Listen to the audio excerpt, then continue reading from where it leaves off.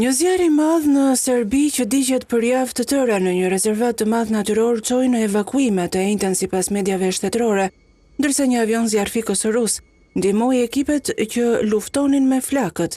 Që nga fillimi i gushtit një zjarr ka përfshirë sipërfaqe të gjëra të rezervatit pyjor Deliblatska Peskara rreth 60 kilometra në lindje të Beogradit, ndërsa temperaturat arritën 39 gradë Celsius në disa pjesë të vendit të njëjtën. Transmetuesi shtetëror RTS tha se një fshat i vogël në buzë të rezervatit u evakua pasi erët e forta i çuan flakët drejt shtëpive. Situata mbetet e vështirë, tha ministri i brendshëm serb Ivica Dačić, por ai vuri në dukje se deri më tani nuk ka patur raportime për dëme.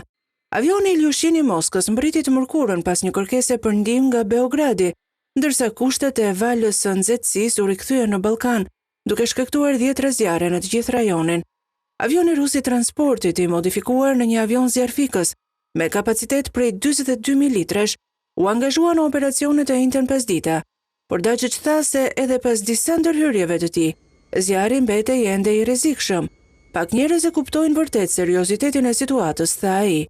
Paralajmërime për kushte ekstreme janë lëshuar në pjesën më të madhe të Ballkanit, ndërsa autoritetet presin një rikthim të nxehtësisë përvoluese që ka përfshirë Evropën këtë verë.